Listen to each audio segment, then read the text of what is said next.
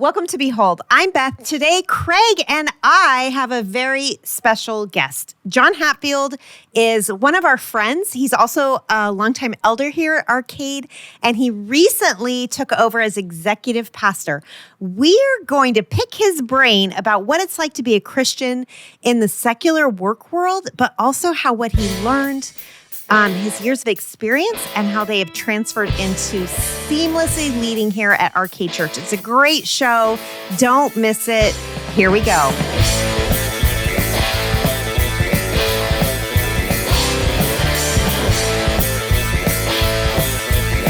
Hey, Craig. How you doing, Beth? I'm good. Yeah, We've had quite the adventure. Hey. Hike. We did. Football season. The great adventure, beautiful downtown Sao Paulo, Brazil. Yes, I can't wait for people to hear our podcast with Irony. I know, it's going to be good. So fun. Yeah, it's good. And it was just a great experience, and we'll talk about that in shows upcoming and stuff. But one thing that you were worried about, it wasn't the food, it wasn't any possible vaccinations, or diseases. Nope. Mm-mm. Why don't you share with our listeners, Sister Beth, what you are most concerned about in going to Brazil? I have two words for you, Brother Hardinger. Giant lice. Giant lice. Is your head itching? Because mine is. She was. We had one meeting where one of our team members who had lived down there mentioned that we might get head lice. And I literally almost walked out of the room. And the way that our wonderful sister Erica described it is they were gigantic. Yeah, and they're so big you can just find them and pick them out and kill them. Yeah. I've had the misfortune of having regular size lice, but also my kids having it. And it is so gross. And it's like a whole thing to get rid. Anyway, it kind of, I guess, triggered a little... I mean, I will admit, it was a little creepy when Erica talked about these giant lights. Because I'm thinking, oh my goodness, what it made me glad I had a lot of forehead because it was just, man. Where he leads me, I will follow. Where he feeds me, I will swallow. What he feeds me, I will swallow. But giant head lice was close to being the line. Well, fortunately, it didn't happen. Yeah. And so we're grateful for that. Yep. And we've got some great stories that we'll tell and all that kind of thing. So it's good. And we love Restoration Ministries. Yes. What an incredible ministry down there that they're doing in the favelas in Sao Paulo. Yep. So it was a pleasure and honor to serve them in that way. Yeah. So well, do you want to introduce our guest or should I? I don't really want to. Okay. Why don't you do it? I will. Yeah. Friends, Romans, no, I'm just kidding. Countrymen, lend me your ears. No, they're scratching their heads right now. Oh, yeah. Hey, Throw stop the headlights scratching. Stop scratching. No one has lice. You don't have to worry about it. So Craig and I are super excited for our guest, but it's John Hatfield. He's our friend. Yeah. A longtime member and elder here at Arcade Church. You are now officially on staff. That's right. Yay! Yes. After so many years, we now have to respect you. I know. It's about time. No, now he gets paid for the work he does at Arcade Church instead of it being that's true. a volunteer service. Yeah, absolutely. And I'm okay with that. Yeah. We're glad to have you. Thank you. Yeah, No, I'm glad to be here. Yeah, You came on staff officially. I don't remember what date. May 13th. May 13th. officially. Yeah. And you hit the ground running. Yeah. Yeah, learned every possible hour I could with Brian before he headed off to Texas, and then went from there. Yeah. Mm-hmm. Well, it's good to have you on staff. Should we tell him? The thing? Yeah. Let's wait. Okay. Let him find out on his own. So far, so. So, yeah, it's all right. Yeah. Okay, John, let's be honest. John, you're a little nervous. Just a little bit. This isn't your normal thing. No, I'm right? a behind-the-scenes guy. So thank not you. Not an on-camera guy. Thank you for saying yes. Of course. So I know this is a stretch. Craig and I both know, like you said yes to us doing this. So thank you. Absolutely. And also we're going to try and make you laugh because hopefully that'll kind of dissipate the nerves a little like bit. it. We want real relaxed John, not I don't know. nervous John. I would kind of the nervous John's kind of funny. Okay. Kinda like it. It is kind of funny, huh? Yeah, it is kind of funny. Yeah. Like we made Big John nervous. That's Hey-o. true. That's true. So now we know. Yeah, now we know. If you get a 7-footer in the room, just make him be in front of the camera, and that'll make him a little nervous. Tall guys do not like focus. We get enough of it. Interesting. You know, because we've gone out several times, our wives and John and I and all that kind of thing. And it is amazing walking into a restaurant or a store or a game. We've gone to River Cats game. Mm-hmm. And I mean, heads turn. Like gawking. Oh, yeah. Constant. Yeah. Mm-hmm. Heads turn. And they want to know what team did you play for? Exactly.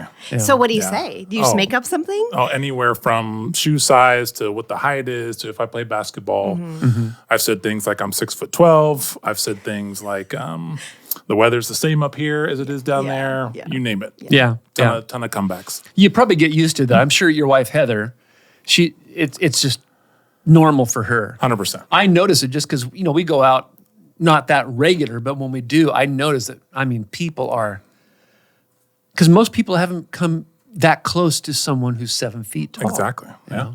Yeah, that's true. They just really look up to you. Yeah. That's really? True. You're welcome. Yeah, and I realized that. Stop looking at me like that, Craig. Oh, man, it's so bad. Was that the laugh moment? Did it work? No one's laughing but me. We're getting there. You guys are warming up. Okay, cool. You're warming up. Yeah. All right, so let's jump in. We submitted some questions to you ahead of time just to give you time to process and think through them. Yeah. But we're going to start with a question not on the list. I'm just kidding. I just really wanted to make you nervous. This is really fun. John's my boss, and I have control right now. I'm with my two bosses. That's true. So here we go. He's your direct boss. Yeah. Yes. So fire away. You're I'm my used to indirect questions. boss. Yeah, exactly. Yeah. No. Okay. In all seriousness. Yeah. Let's get this party started. Okay, let's go. So you spent 25 years in the corporate role. I did. Your whole career up until May 13th, you were moving up the ladder at Intel, right? One company, a big global company. And now here you are, the executive pastor at Arcade. Kind of a little bit of a career shift. Just a little bit. Just a little bit. Tell us kind of the story about how you got here. No, absolutely. So as you said, 25-year career in high tech at Intel. And it's rare for somebody to be at one company for their entire career, right? So literally out of college all the way up until last year, actually.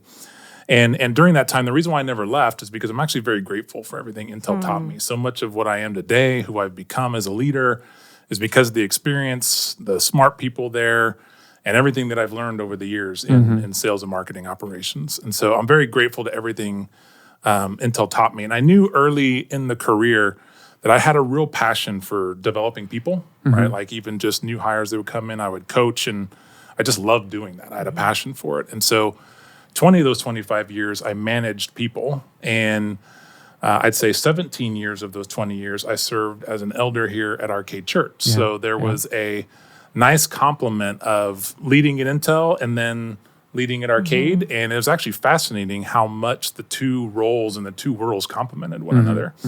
I learned from both. I would bring in, concepts that we would do on the elder board into the leadership at Intel and vice versa. And they complemented each other very well. And I remember being an elder, I drew very close to the staff, right? And, we developed this kind of one team, elder board staff team. And, over those years, I thought, man, how cool would it be to work on a team like that? Needless to say, having no idea what was going to happen in the future. And then in June of 2024, Intel went through some pretty significant cost reductions, which included significant people cuts too.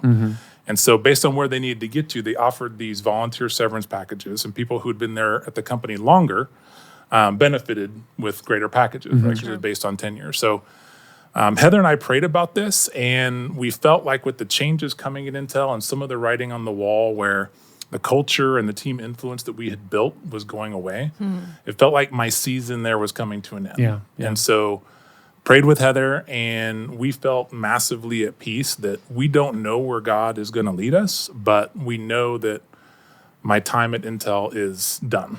And so I accepted the package, and September 30th was my last day at Intel of last year.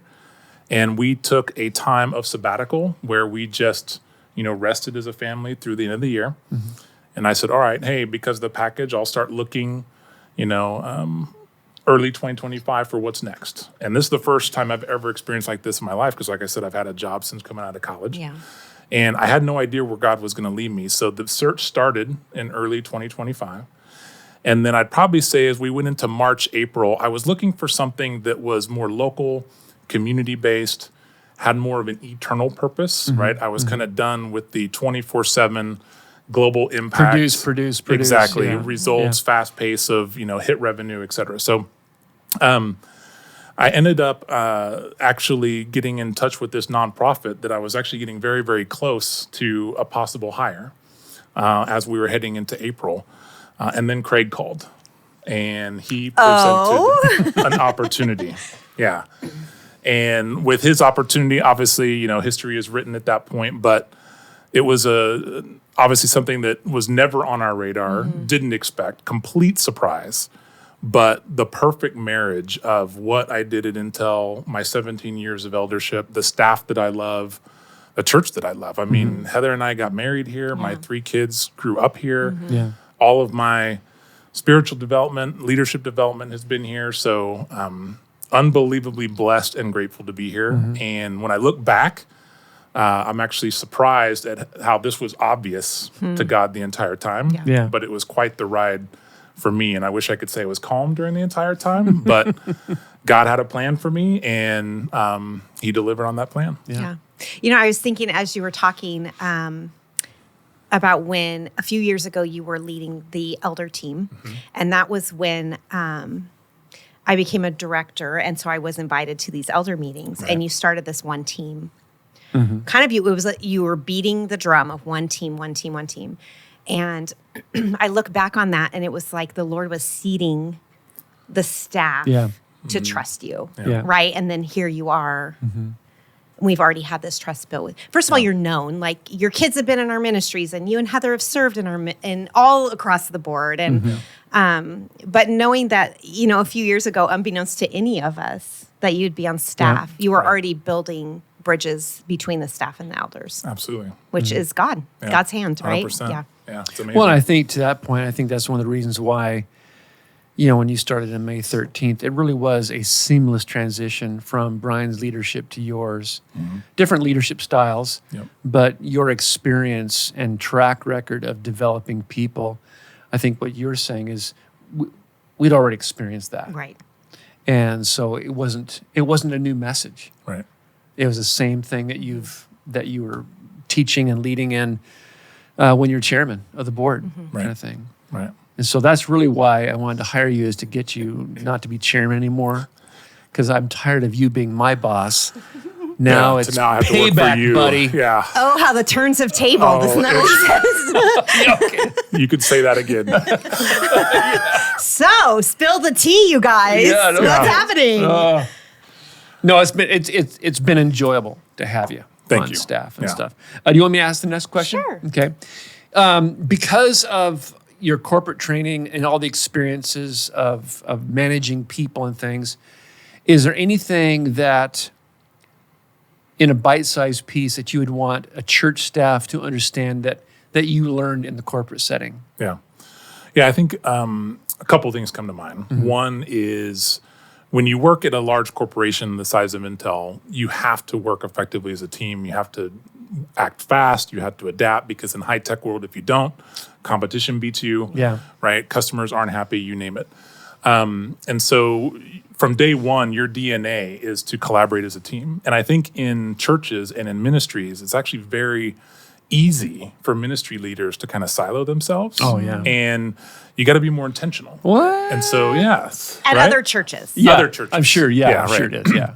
And so what I hope to bring is that, hey, when we are adapting some of the similar teamwork, right, we're stronger together. And to be honest, we're delivering the gospel stronger out because we're relying on each other more and in ways that maybe we never realized possible until we started to work together more as a team. The team here does work great together. So I'm definitely not saying that, we need improvement per se, but it's just, it's something that, to your question, I think churches can definitely learn from the corporate world.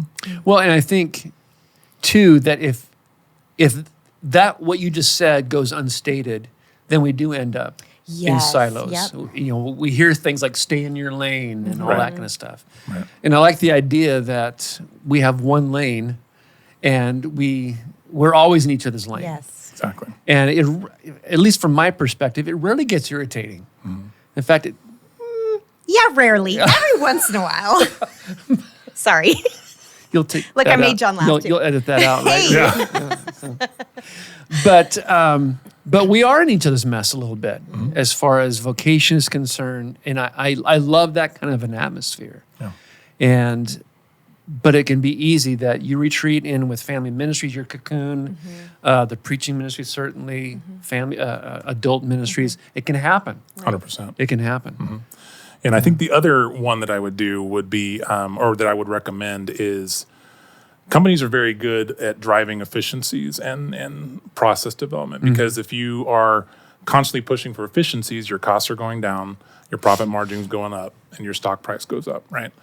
And so they've gotten very good about how to make things as efficient as possible. And so I think in churches, my hope is that we can identify things that maybe we get bogged down with tactically and figure out how to automate things, how to drive efficiencies, because ideally we want every ministry leader not behind a desk. We want them out doing ministry, right, and being with people. And if they're bogged down doing things behind a desk, we want to work on that. Yeah. So you're not saying squeeze everything you can out of a ministry leader. You're saying let's streamline some of these extemporaneous processes that everyone has to do as part of their job, whether it's, ordering or filing or email, all of these little, everyone has their thing that they don't really like to do, but it has to be done. How can we streamline that so that we can do the actual ministry? Exactly. Like, it only does me so much good as leader of family ministries to sit at my desk. How much better if I'm at someone's baseball game or, taking a kid to frozen yogurt and talking about baptism, but if I'm bogged down with Green slips. Tiskies and Yeah. he said it. As an example. Green slips. Yeah. Exactly. Yeah. I mean, it frees up time to do more important things. Yeah, Right. for sure. There's only so many hours in a day, and I want all of us doing ministry. Yeah, that's amazing. Yeah. Okay, so you've worn this corporate world hat for a long time, like pretty much your entire adult life. Right. Now you've taken that off, you put on a pastor hat. Yeah. Fits you pretty good. Thank you. Okay, but what are some ways you've had to think differently as you've approached this role compared to the other roles you've had at Intel? Yeah, no, absolutely. I would say that the short answer is just a greater dependence on God, right? I mean, in short, the boss in the corporate world, right, is the CEO or the board of directors, right? Our boss here is Jesus, Yeah. right? And working alongside the elder board to discern what is it that he wants for the church. And it's easy for the corporate DNA to sneak back up and say, well, hey, you got to do this, you got to have this process and all that kind of stuff. And you got to realize, well, who's really in control? Is it you or is it God? Because like at Intel, we would have an example where, we manage revenue, right? So if revenue was down, that was a numerical data point. Things that was historical, we could rely on, and we could go to the sales team and say, you guys need to drive more sales. What marketing programs do you need? You name it, right? Here, what we do is based on sacrificial giving. Right? It's not something that you flip a marketing switch to go fix. It's something that is in the hearts of individuals and that God controls, right? Yeah. The impact is similar, and I would actually say to church even greater because it impacts people. It impacts what we can do ministry-wise. But it's a full reliance on God, and that actually can be, I'm learning, very freeing, right? Because it's not just up to us. But at the same time, I think there's more weight because we all take our calling here so seriously. Yeah. We want to do it effectively. Yeah. And we're constantly seeking him to say, are we doing the right things? Are we where we need to be? And that weight's super important. Yeah, and you and I have talked about that weight of ministry, Yeah. like if you're any kind of ministry leader listening, you're nodding your head like, oh yeah. And then when you try and explain it, it's kind of hard to explain, but we hope our work has eternal outcomes, right? Not just the bottom line at the end of July or August or September. And so I think that's That's part of where Yeah. the weight comes from. Yeah. Yeah. It's that eternality of our work. Absolutely. Yeah. Yeah, and it was probably true at Intel as it is here working at Arcade, is there's no clock to punch. Right. I mean, we're on Yeah. all the time, and glad about that. I mean, it sounds, oh, boy, that's tough. No, we love this place, and so we think about, our mind wanders to what we love. Yeah. And I think top to bottom on the org chart, we love Arcade, and so we love thinking about it. Yeah. We're serving, not doing. Yeah, Yeah. yeah, Yeah. And some things we got to do just because we got to do it. Green Yeah. slips. Yeah. Green slips. Just so you know, green slips aren't like firing someone. It's how we request reimbursement Yep. here. Yeah. And John It's our is working expense reports. hard at streamlining that process. Praise be the Sure going to miss the Lord. abacus though. You know, kind of doing the math a little bit there. That's number 2. Yeah. But I have to admit, Yeah. I have never filled out a green slip. You know what? Good. I've never had to do Good. that, and I'm grateful. The lead pastor, right? That's not your job. Well, I mean, you did a lot of them for me. yes, back in the day. Back in the day, Yep.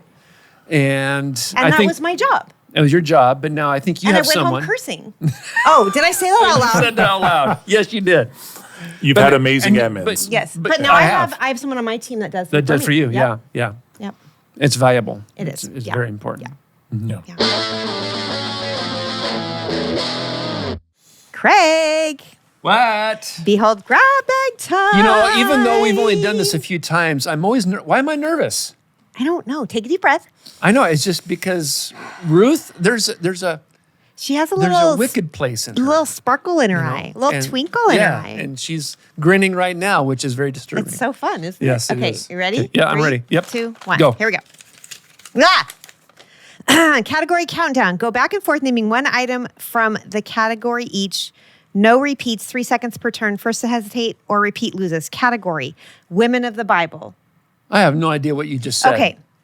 We have to go back and forth naming one from the category. Okay. And the category is let's women say, from the let's Bible. say it's cold cereal, and you go Cocoa Puffs, and I say Fruit Loops, and then Okay. you say, All right. but you only have 3 seconds to come Okay. up with the next All right. one. Okay, women of the Bible is the real category. Okay. 3, 2, 1, go. Huldah, Jael, Sarah, Deborah, Dorcas, Mary, Mary, Magdalene, Junia, Martha, Miriam, Penelope. Eve, Is there a Penelope? Yeah, there is.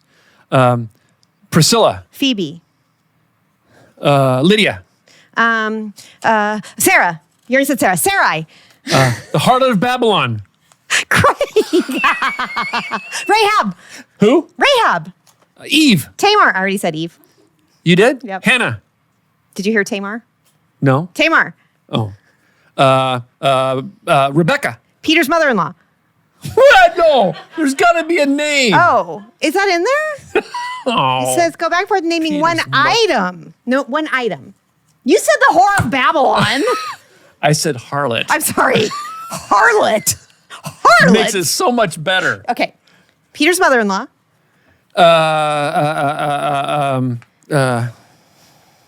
I got nothing. I just went blank. Ruth said what- we already lost 5 times. Well, how did we lose? Repeats. Oh. Okay. I still won. Fine. Whatever. I don't care. I'm not competitive.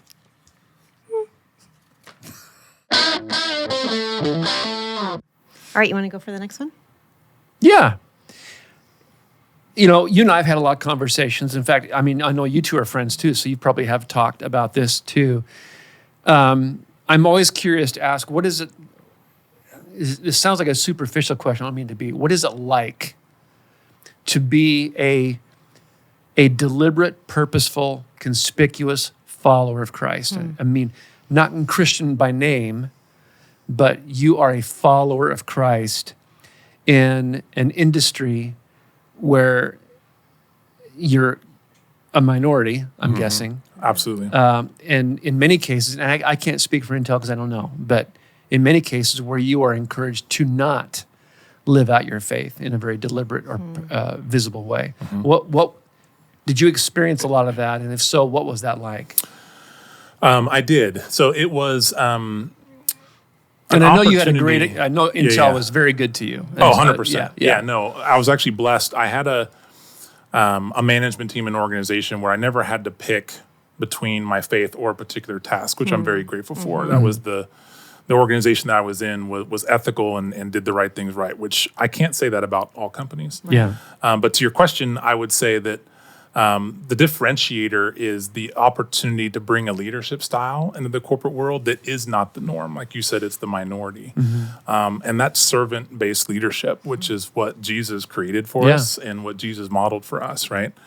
And it took me a little while to learn, but I realized over the years that, Intel really was my mission field. And for those listening, I want them to know that regardless of the job they do, regardless of the company you work for, or even if you own your own company, you have a mission field, right? You have an opportunity to be Jesus to the people that you work with, or maybe you oversee, or maybe are stakeholders of yours. And so I made a concerted effort to just constantly kind of examine myself of, hey, am I bringing the servant leadership that Jesus modeled to Intel, to my team, to my organization? And I can confidently say that over the years, the more I did so, the more receptive the team was. Like people craved this type of leadership style, right? It was not the norm. The leaders, Well, the norm would be top down. I'm your Bingo. boss. Do what I tell you to do. exactly, authoritative. Yeah. You've got this benchmark, this KPI, this goal, hit it. Yeah. And if you don't hit it, you're not doing your job, and it's all about the results, right? So what I tried to do is, hey, results are important, but not more important than you are as a person, right? And when they started That had to be feel, a breath of fresh air for a lot of those Right. people. I you think know? so. I think, yeah. Yeah, I think so. And I, over the years, I got to a point where then I went from managing people to managing managers, and I had the opportunity to tell the managers the same thing. They would try things out with their teams, and they come back and be like, John, it works. Like literally their management survey scores went up. People would come into the office and actually want to be a part of the team. They wouldn't be tempted to leave. And when things got tough, we banded together to help one another because we had this camaraderie where we were willing to support one another and do whatever it took to get the job done, right? We weren't dealing with politics and whether the boss would be happy, right? We just worked together. Yeah, And hopefully, all the people that were in our organization felt like they knew they could be, come to me for anything and have that servant-based leadership. Yeah.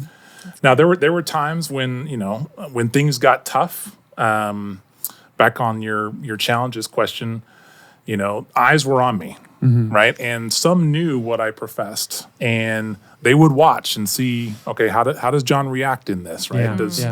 And there were times that just with the pressure of the job, I didn't always react the way I should. And at those moments, because of what Christ tells us to do, I went back to them and said, "You want to know what? I didn't handle that well." Right? Or apologize if I need to. And that also was unheard of. And it shows that, okay, John's human just like I am, right? He deals with the same problems I do. And it just leads for opportunities to show a different model of leadership. That's awesome. John's never apologized to me ever. Has he ever apologized to you? So next question. You've apologized I haven't to had me. to apologize to Craig. What? You've apologized to me. Oh, absolutely. And I you. Probably several times. Today. Just kidding. Just kidding. No, that's something I learned from just Craig modeling it for me was leaders accept responsibility, right? Deflect praise, accept responsibility. And sometimes it's really hard to accept that responsibility, right? It's hard to apologize. It's hard to eat crow. It's hard to acknowledge, you know what? I was a big fat jerk. I am so sorry. Yeah, it's humbling. It is. Absolutely. Yeah. And by the way, I do think I have apologized to both of you for the record. Well, there's no record. Let the record state. Yeah. No one's taking minutes here. Are we not no. recording this? We keep no record of wrongs. Ooh, nice. Touche. Quoting the scripture. Boom, boom. As the Whitney girls would say, boom. Boom. All right, next question. Yep. What was the hardest part about working in the secular world and following Jesus? It's a great question. Kind of branching off a little bit to the last answer, right? Is there are those people that knew I professed and they didn't want anything to do with it, and that's okay, right? Yeah. I mean, it's not expected, and being a manager and a leader, I had to be very careful in regards to how I led those people. Right. Right. I couldn't force things, right? And nor would I want to, right? I Right. wanted to respect, their viewpoints, right? But a lot of companies will say things like, hey, you should be able to bring your whole self to work and you should be able to do and be whoever you want to be. And there is a reality for Christians out there listening in the workplace that's not necessarily true for Christians, right? Right. Because Right. there is kind of a point where you start sharing your Christian faith or you profess, too much, if you will, then it becomes an HR issue, right? And so, again, thankfully, I didn't have to run into that, right? Those kind of people understood. But at the same time, other things that we faced with were just political and societal trends, Sure. challenges, right? So obviously being an industry leader, right? Where the industry is going, where the market is trending, where society is going, large companies follow, right? And sometimes it's challenging to, not immediately accept that current, Right. right? I mentioned earlier, thankfully, I've never had to be in a position where I had to choose one over my faith, right? I had an ethical organization that I work for, but there are people out there that do have to face that, right? I mean, Paul says in Romans 12, to be conformed to this world, not to be conformed by this world, but be transformed by the renewing of our mind, right? And Jesus calls us to be lights to the world, right? And really, that's how I dealt with those challenges. And sometimes I'd have the opportunity to present the gospel, and sometimes I didn't, and that was okay. This isn't on one of the questions we sent you. That's but fine. I am curious. Do you know of a Christian employee at Intel who did have to go to go to HR because they had foisted their faith on someone, or perhaps they had witnessed, or anything like that? Did you ever see any of that happen? There were. I know of one particular case where there was something that they claimed their faith in regards to why they didn't want to participate, and Okay. they went to HR for that. Okay. And in that case, thankfully, HR protected that individual. Yeah. That's great. good. But again, that doesn't always happen Yeah. either. And Yeah. just again, I just think there's recognition that in that corporate world, it is very worldly influenced. I mean, and a lot of times the tone is kind of set at the top. I mean, you turn on the media and you see examples of executives that don't behave like they should. I won't mention Coldplay, right? Do you know what happened? Yeah. Yeah. Right. Well, kind of. I mean, the snapshot is everywhere. Yeah. I mean, Correct. you can't miss it. But Well, basically, it's like the CEO and the head of HR, Right. yeah, both married to other people, are caught on camera on the kiss cam, or something like that. canoodling. Yes. Canoodling? Canoodling, Canoodling. we'll say, at a Coldplay concert. Right. Yeah. Two married people. Well, then did I hear that they're going to sue Coldplay? That I know. Coldplay is being sued because Wow. they did that might be a rumor. I don't know, but I mean, I wouldn't doubt it. Yeah. Yeah. Why not? Yeah, We exactly. live in a Sue happy. Yeah. Yeah. But that would go to where the integrity's missing. Absolutely. Right. Yeah. Yeah. The value system is different. Yeah. Right. All right. Okay. You've done well so far, right, my good. Padawan. All right. Hanging in there. One last question. Take a Do deep it. breath. This is name three things kind of thing. Okay. Okay. Who are your three favorite fellow staffers at Arcade Church? 1, 2, 3. Wait, which one did he point at? He pointed to Ethan. You're but number what one about and I'm Ruth? number Don't two. know. I wanted to be number one. In all transparency, I thought Ruth was over there. I can't see. There's too many lights. Oh, so you weren't pointing at Ethan. Don't point favorites, But Craig. Ethan has headphones on. He's doing other work while we're talking. Yeah. He's not even paying attention to us. He's playing It's kinda Fortnite funny. over there. So No, that's not the question. that's not the question. Sorry, I hijacked Yeah. it. But suppose, and you've got two college-age sons, Yep. and you've got a daughter who's going to be in college here in a couple of years. A year. Yeah, I can't believe it. John's crying. Man. Oh, I know. I can't believe it either. A college grad comes to you and they said, can you give me three ways or three things that I can be able to do to be able to deliberately live for Christ in the workplace? It may not be something like Intel, it could be anywhere. But in the workplace, how can I demonstrate my love for Jesus Christ without going to HR? Yeah. Kind of thing. No, I love that question. The first one may not sound like I'm answering the question, but if you bear with me, it leads into number 2. Okay.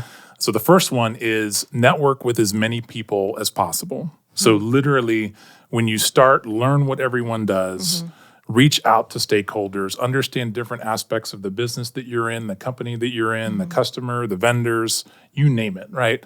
Meet and introduce yourself. Information is king, kind of thing. Bingo. Yeah. And the reality is it's twofold. You're developing your own network for career development because people are understanding who you are and what you do and what you're capable of. But I'd say more importantly, you're establishing your mission field, right? And so, get to know as many people as possible. That's because really good. as you learn them, then it's an opportunity for them to see who you are, right? And that leads to number 2, which is understand your Bible, read the Word in regards to who does Christ command us to be, and then be that in your workplace. And from how you treat people to how you act under times of pressure, showing them the fruits of the Spirit, right? And people will be drawn to that. The key is you need to be consistent, right? Yeah. So consistently understand, what Christ teaches us in regards to how we need to work, how we need to treat others, and do them. Yeah. Right. And the two, item number 1 and item number 2 will complement each other and will establish this mission field and create opportunities for you to be Christ in the workplace without, to be honest with you, a whole lot of concerted effort of, hey, I'm having to go out and, schedule a Bible study. Right. That's not even needed. Yeah. Right. If you do those 2 things. And then the third one, which I would say is probably more of a personal learning for me and something that as my kids are going into the, college and beyond is corporations and companies will take every hour of your time, energy that you give it. Yeah. And you need to have an eternal perspective in regards to how to balancing your time. When you're young, it's very easy to just get pulled in, and every minute of every day is work because you're wanting to grow that corporate ladder. And while that's not bad, right, you got to evaluate in your life, in some areas at what cost, right? Yeah. I confess there are things that I've spent time, energy, worry on that I look back and no one even remembers them anymore. Right. Right? I mean, it was arguably wasted energy. And so that's another key aspect of, I'd probably say the third, so maybe it's a fourth, but I'll keep it at 3, which is, remember that people aren't going to remember the things you do, right? They're going to remember how you interacted with them. Yeah. They're going to remember you as a person, right? So spend the focus on what's important. That's good.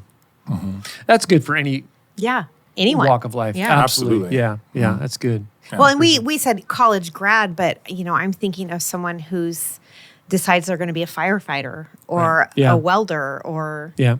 fill in the blank for more of a quote blue collar job. Those are things just we as Christians need to do. So any job a young person is going into, Absolutely.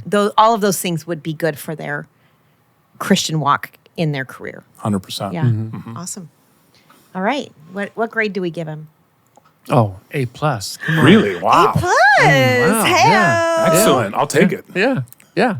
It's today only. Okay, I'm Today okay only. with that. He's just going to float the rest It's of day the by day. day. You won't remember yesterday, remember? It's all good. Yeah. Well, No. John, thanks so much for course. being here. And Beth and I, we've had conversations about this offline. It just we're very glad you're here. I'm glad I'm here too. And Heather is she's a gem. We love your kids. Yeah. They're great, and we've just become a better church with you coming on staff. Yeah. The Hatfields have always made it a quality place to be, but it's just it's a quality place to work. Yeah. And Thank so we're you. grateful for that. Thank you. Yeah. As you know, this is Behold podcast. Right. And so we always end each episode with something about Christ that we want to behold and we want to think about. And just this is one of those where we were talking in the hallway as we're walking to the studio. And we came up with Colossians 3, and it's a familiar passage, but then the one that I think is is even more important is on further down, but I'll read the familiar one. It's Colossians 3, verse 17. And whatever you do, in word or in deed, do everything in the name of the Lord Jesus, giving thanks to God the Father through him. I think your last response to our last question is exactly that.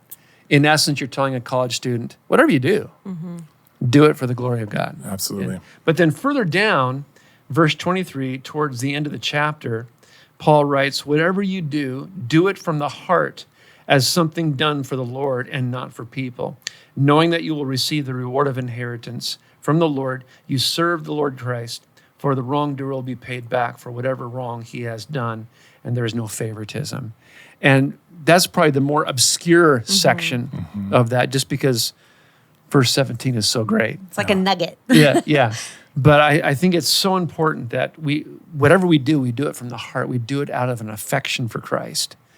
And certainly you did that at Intel. We had many conversations about life at Intel over the years, and we just anticipate that has already happened and it will continue to happen. And you experienced that too, working in the workplace before you came on staff. Yep. And for those of you that I haven't had a job outside the church since I was working in a gravel pit in college. And God called you out of the pit. He called, howdy, did he call me out of the pit. Yes, he did. Howdy. Yeah. Yes. But you both, you've been in the workplace, you know the pressures, you know the stresses, you know the desire to, you want to display Christ. Yeah. And it's just, you got to think about it. It's got to be very purposeful. Yeah. And so I'm very grateful for that. Yeah. All right. Well, thanks, John. Thank you. Thanks, John. You're done. Excellent. You can go breathe a sigh of relief. Sounds good. Well, hey, thank you so much for listening. Craig, this has been such a good episode. It has. I'm encouraged, and I hope you are too. Be sure and subscribe, like, comment, share. That helps more people hear about the podcast, more people hear about our church, more people beholding Jesus, which is ultimately our goal. Yep. Until next time, take care. We'll see you around. See ya. Bye.